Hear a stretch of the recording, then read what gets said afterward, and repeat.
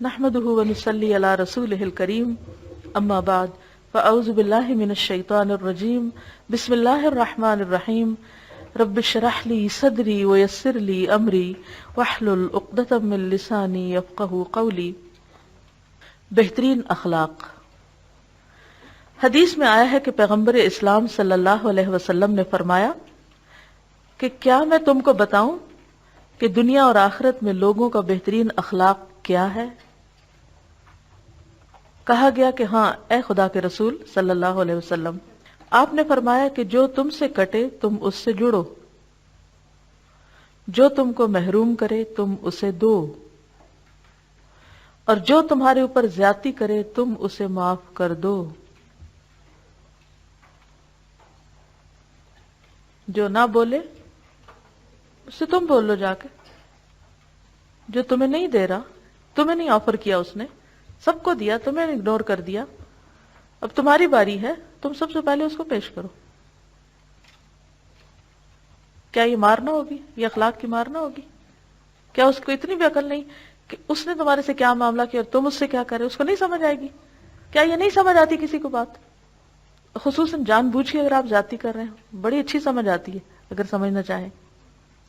اور جو تم پہ زیادتی کرے تو معاف کر دو، جانے دو، جھگڑا نہ کرو، مینشن نہ کرو۔ اچھا کیا معاف کرنے میں یہ آتا ہے کہ ہم اس کو بار بار جتلائیں؟ میں نے معاف کیا تھا تمہیں معاف کر دیا، جاؤ معاف کر دیا، یہ معاف کرنا ہوتا ہے؟ یہ تو چڑھانے والی بات ہے، جتلانے والی بات ہے، چاہے نام اس کو ہم معافی دے دیں، یہ معافی نہیں ہے۔ لیکن دوسرے شخص کو یہ اخلاق سیکھنے کی ضرورت ہے کہ کوئی کسی کی چیز اس کی اجازت کے بغیر اٹھا نہیں سکتا، انتہائی غیر اخلاقی حرکت ہے۔ عن عقبة بن عامر قال قال رسول الله صلى الله عليه وسلم الا اخبرك بافضل اخلاق اهل الدنيا والاخره؟ قال نعم قال تصل من قطعك وتعطي من حرمك وتعفو عمن ظلمك۔ البیہقی۔ دنیا میں آدمی کو بار بار تلخ تجربے پیش آتے ہیں، دنیا میں آدمی کو بار بار تلخ تجربے پیش آتے ہیں، ہرٹ بھی ہوتی ہے، کیونکہ اب یہ دیکھیں جس کے ساتھ بھی آپ رہیں گے نا، کہیں نہ کہیں انسان دوسرے کو تکلیف پہنچانے کا سبب بن جائے گا۔ کوئی شخص ایک بات پر ناراض ہو کر آپ سے قطع تعلق کر لیتا، بول چال بند۔ کوئی شخص آپ کو محرومی کا تجربہ کراتا ہے، جیسے محرومی کا تجربہ۔ کوئی شخص آپ کے ساتھ زیادتی کا معاملہ کرتا ہے، بات ہی نہیں سنتا آپ کی۔ ایسے مواقع پر عام طور پر ایسا ہوتا ہے کہ لوگوں کے اندر جوابی غصہ پیدا ہو جاتا ہے۔ لوگ چاہنے لگتے ہیں کہ جس سے انہیں تلخ تجربہ پیش آیا ہے اس کو بھی اپنی طرف سے تلخ تجربہ کرائیں، مزہ چکھائیں، تاکہ اس کو سبق حاصل ہو۔ مگر یہ اعلیٰ انسانی سوچ نہیں۔ اعلیٰ انسان وہ ہے جو اپنی عقل سے سوچے، جس کا رویہ خود اپنے سوچے سمجھے اصول کے تحت متعین ہوتا ہو، نہ کہ دوسروں کے رد عمل کے تحت، یعنی جس کے اپنے کچھ پرنسپلز ہوں، نہ کہ ریاکشنری۔ ایسے انسان کا ذہن دوسروں کے رویہ سے برہم نہیں ہوتا، یعنی وہ اس کا وہ جو اندر کا قرار ہے وہ باقی رہتا ہے۔ ورنہ کیا ہوتا ہے کہ آپ جب غصہ کرتے ہیں تو آپ کا ٹمپریچر اور ہائی ہونے لگتا ہے، سفر آپ خود ہی کر رہے ہوتے ہیں۔ اس کی فکری پختگی اس کو اس قابل بنا دیتی ہے، یعنی میچورٹی جو ہے اس قابل بنا دیتی ہے کہ وہ رد عمل سے اوپر اٹھ کر اپنے لیے جینے کی سطح پالے۔ وہ ہر ایک کے ساتھ اچھا سلوک کرتا ہے، خواہ ان کی طرف سے اس کو برے سلوک کا تجربہ ہوا ہو۔ ورنہ تو آپ دیکھیے دنیا میں اچھے اخلاق کا نام بھی باقی نہ رہے، اگر ہر شخص یہی کرنے لگے کہ صرف وہاں اچھا کرے جہاں سے اچھا مل رہا ہے۔ کیونکہ اگر ہر شخص بدلہ لینے اور انتقام پہ اٹھ جائے تو بتائیے حالات کیا ہوں گے؟ وہی جو کچھ جگہوں پر ہوتے ہیں کہ ہر وقت پریشانی اور بے چینی اور بد زبانی اور بد کلامی اور بد اخلاقی۔ اس کی بلند فکری اس کو اس قابل بنا دیتی ہے کہ وہ ان لوگوں کے ساتھ بھی جڑا رہے جو اس کے ساتھ تعلق توڑنے کا معاملہ کرتے ہو۔ یہ ہے اعلیٰ اخلاق، کہ پھر بھی ان کے ساتھ تعاون کرتا رہے جو اس سے پیچھے ہٹتے رہتے ہیں۔ وہ ان لوگوں کو بھی دینے میں خوشی محسوس کرے جو اس کو نہ دینے کا فیصلہ کیے ہوئے ہوں۔ کوئی شخص اس کے ساتھ ظلم اور زیادتی کا معاملہ کرے تب بھی اس کا دل تنگ نہیں ہوتا. وقتی طور پر انسان میں ناطے اثر ہوتا ہے لیکن فوراً وہ اپنے حواس بحال کر لیتا ہے، بلکہ وہ یک طرفہ طور پر ایسے لوگوں کو معاف کر دیتا ہے. اعلیٰ اخلاق با اصول انسان کا طریقہ ہے اور کمتر اخلاق بے اصول انسان کا طریقہ، کیونکہ وہ تو صرف ری ایکشن میں جیتا ہے کہ چونکہ میرے ساتھ یہ ہوا تھا اس لیے مجھے یہ کرنا ہے. فیصلہ ہم نے خود کرنا ہے. اچھا، اس میں آپ دیکھیے کہ جب کبھی ایسا ہو نا کہ کسی کے ساتھ دل دکھا ہو یا کسی نے آپ کو پریشان کیا ہو اور آپ جوابی طور پر، اس لیے نہیں کہ آپ کر نہیں سکتے اور آپ اس کے ساتھ بدتمیزی نہیں کر سکتے، آپ کر سکتے ہیں لیکن آپ صرف اس لیے اللہ کی خاطر خاموش ہو جاتے ہیں، تو اس کا ضرور ہوتا ہے کہ انسان کو ہرٹ ہوتی ہے، انسان کو رونا بھی آتا ہے، انسان کے اوپر تکلیف دہ وقت گزرتا ہے. تو آپ کیا کریں کہ کوئی تنہائی کا گوشہ دیکھ لیں اور وہاں جا کے خوب روئیں، دھاڑے مار کے روئیں اور یا اللہ کہہ کے پکاریں، لا الہ الا انت سبحانک انی کنت من الظالمین، اور جتنا چاہے بولے وہاں، اور پھر اس کے بعد منہ دھو کے باہر آ جائیں. بس سنانا ہی تھا نا، دیواروں کو سنا کے آ جائیں اور دیواروں سے بڑھ کر اپنے رب کو سنائیں جیسے کچھ ہوا ہی نہیں. جب آپ بندوں کو سناتے ہیں نا، وہ اتنے معاملے الجھتے ہیں اینڈ لیس فساد کبھی ختم ہی نہیں ہوتا. کیونکہ شیطان پتہ کیا کرتا ہے، وہ تیل ڈالتا رہتا ہے اور بھڑکاتا رہتا ہے، کیونکہ اسے پتہ ہے جس دن آگ ٹھنڈی ہوگی اس دن میرا تو کاروبار ٹھپ ہو جائے گا. تو اس کا کام ہے اسے بھڑکائے رکھو، اور ہمارا کیا کام ہے کہ ہم نے پکا فیصلہ کرنا، ہم نے بھڑکنے دینا ہی نہیں. ایک شخص چیخ چلا رہا ہے، آسمان سر پہ اٹھایا ہوا ہے، اور آپ اس کے سامنے دھیمے ہو جائیں، جیسے میں نے پہلے بھی آپ کو مشورہ دیا، آپ دھیمے ہو جائیں.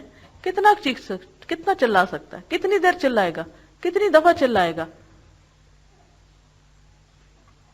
اور جب چلائے گا تو سب کی نظروں سے گر جائے گا. کون بھگتے گا؟ وہ خود ہی بھگتے گا نا، جو نظروں سے گرے گا.